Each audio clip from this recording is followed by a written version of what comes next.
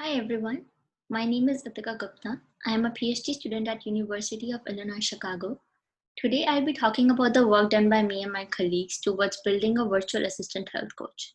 In today's presentation, I'll be talking about the data collection, the annotation schemas that we built, and then the analysis that followed.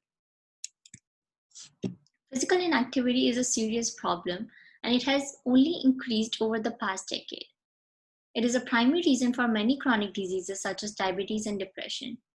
Almost half of the US population suffers from at least one chronic disease. Some of the reasons for less physical activity are, for example, taking transportation for short distances, having a less active occupation, or even the current situation with pandemic where it's harder to get some of the physical activity done. However, one of the underlying reasons is actually the lack of motivation.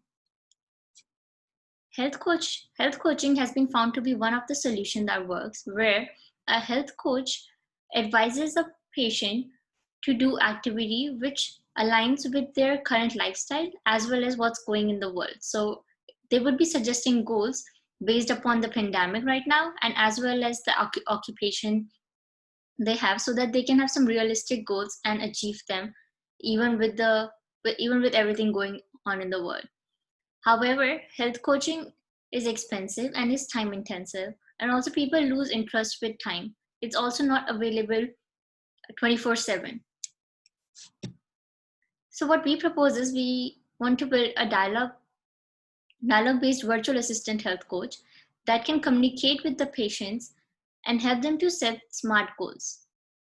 Where SMART goals is an acronym for specific, measurable, attainable, realistic, and time-bound.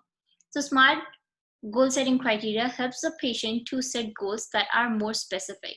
An example is shown here where a patient decides to do, I'll walk on my lunch break for 20 minutes Wednesday and Thursday this week. And it is much more likely to lead to success as compared to a goal which is, I'll try to walk more this week. So in this paper, our contributions are as follows. We discussed the data collection methodology for health coaching dialogues via text messages. We discussed 2 rounds of data collection, dataset 1 and dataset 2. We formalized the SMART goal setting approach I discussed in the previous slide using 2 annotation schemas. We showed that the models built on dataset 1 can be used to reliably annotate dataset 2 for at least one of these annotation schemas. And finally, we released the dataset 2 to the community. For dataset 1, we recruited 28 patients from our university internal medicine clinic. We also recruited a health coach who was trained in SMART goal setting. This health coach communicated with the patients for 4 weeks each, and for each week they set a new goal. Fitbits were also given to the patients to track their progress. Patients used their cell phones and then the messaging service to communicate with the coaches. On the other hand, the coaches used a web-based application called MyTap, which was developed by one of our collaborators. The benefit of using MyTap over a normal text messaging service was that the coaches were able to access both the text data and the Fitbit data over this interface. So the coaches didn't have to log in into individual patient's account of Fitbit and see how much activity they have done so far. Using this, we were able to collect about 3,000 messages in total. And among these, both patient and coaches almost had equal contribution. Here is an example conversation between the coach and a patient. Here, initially, the patient sets a goal of a 130 flights. However, due to a barrier, they want to modify their goal and negotiate, and then they negotiates with the coach and then finally agrees upon 85 flights. So here we can see that there are these SMART goal attributes, which is the flights or like sometimes what days they're going to do it and such. But then there is also this high level conversation flow where there's initial goal setting, then there's this barrier, and then the negotiation and such. So based on these 2 things, we decided to annotate the data for 2 types of things. One was SMART goal annotations, which was like the slots and values. And the other is this high level conversation flow, which is captured by stages and phases annotation. So for SMART goal annotation, We annotated the data with specificity, measurability, attainability, and realism. We did not annotate for timeliness because each week we set a new goal, and that's where the timeliness was 1 week by default. So for specificity, we try to annotate activity, location, and time. Under measurability, we try to annotate what days they're going to do the activity, how much are they going to do, or how much distance are they going to do. And then finally, the attainability score captures how sure a patient is in towards the goal that has been agreed upon. And if it's lower, then coach tries to modify the goal for the patient and discuss that probably they should be changing their goal if they're not so sure. And lastly, the realism is based upon the patient's previous performance. So for example, if a patient did 1,000 steps a day previous week, and now they want to set a goal of 4,000 steps a day, then it's probably not realistic, and that's when the coach intervenes and tells them probably they need to change the goal. Here is an example annotated with smart tags, where we can see that the patient decides to do stairs twice a week on Thursdays and Tuesdays between 6:45 to 7.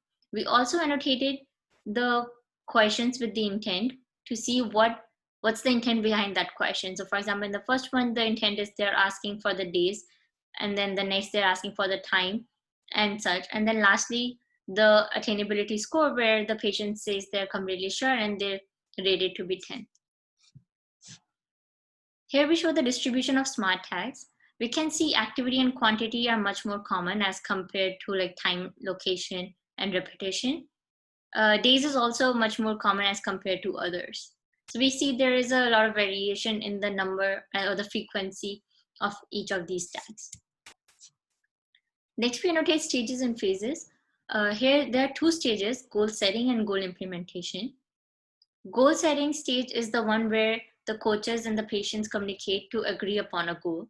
And then finally, when the patient starts to work towards that goal, that's when the goal implementation stage starts. There can still be negotiation under that stage.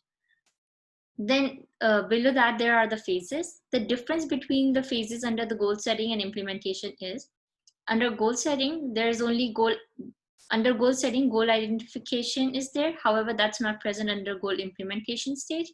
Similarly, follow-up is present under goal implementation stage.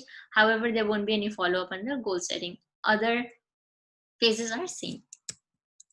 Here is an example annotated with phases and stages. So initially here, the patient says that they want to set a goal of 12,000 steps a day. However, last week, they only did 3 days out of 7 where they were able to accomplish 12,000 steps. So coach brings that up and then asks the patients to modify the goal. And then they finally modify the goal to be 12,000 steps, Tuesday, Wednesday, and Thursday. And then finally, once the goal is decided, they start working towards it. And during the follow-up, during the goal implementation stage, there can always be more negotiation depending upon the circumstances or the barriers the patient might face. Here's the distribution for stages and phases. We can see that goal setting stage has much more frequency for different phases as compared to goal implementation, under which only follow-up phase is more frequent. These numbers are not the number of messages, but the boundary cases. So when a phase shifts from one to another, that's counted as one. And then there can be any number of messages under that phase. And here we show how many smart tags are there under each phase. So we see that identification, refining, and follow-up has most of the smart tags. The negotiation also has most of the measurability tags. And then anticipate barrier is the one where we see most of the attainability tags, where they ask how sure they are between 1 to 10. So now I talk about the development that we have done on this data so far, and then the annotations as well. This is not the part of this paper. We have implemented and published it under 2 different publications. Please feel free to check them out. Here, this is just to show that what we have used those annotations and data set for so far to actually kind of give a perspective for the same. So we have built a smart prediction model and a phase prediction model using features, and we were able to achieve an F1 score of 0.8 and 0.71 respectively. Then we used the two models to extract the goals automatically from these conversations. And in that pipeline, we were able to achieve 68% goals, where there were 8 out of 10 attributes correctly extracted. So out of those 10 attributes that we discussed for the smart tags, 8 were correctly extracted for 68% of goals. And then we also use Blue and Rouge to kind of provide a evaluation matrix that is more standard. So for goal extraction example, this is an example. For example, if here's the conversation, the same as we saw previously, that stairs twice a week. We wanted to extract stairs between 6:45 to 7, Thursday and Tuesday. So that would be the goal summary, and that's what we wanted to extract. And now finally coming to the dataset 2.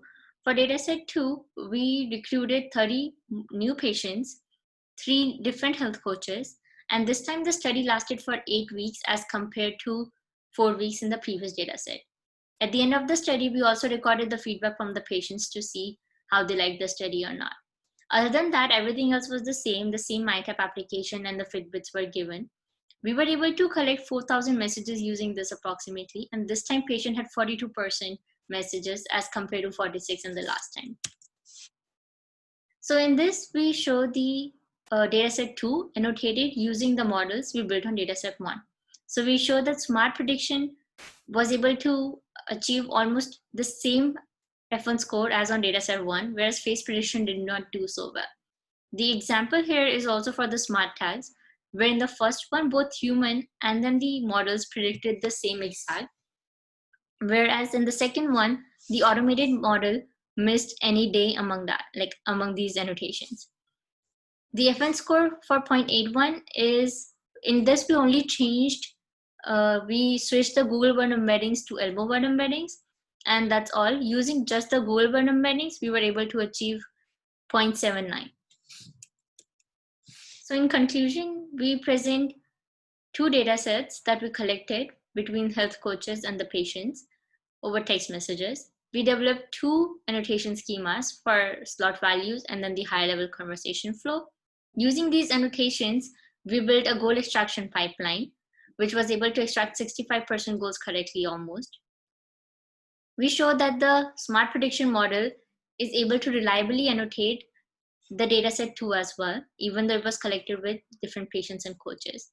Finally, we will be building a dialogue track prediction model to improve the goal extraction and also experiment with the state-of-the-art pre-trained models such as BERT. Here are some of the references, and thank you for listening.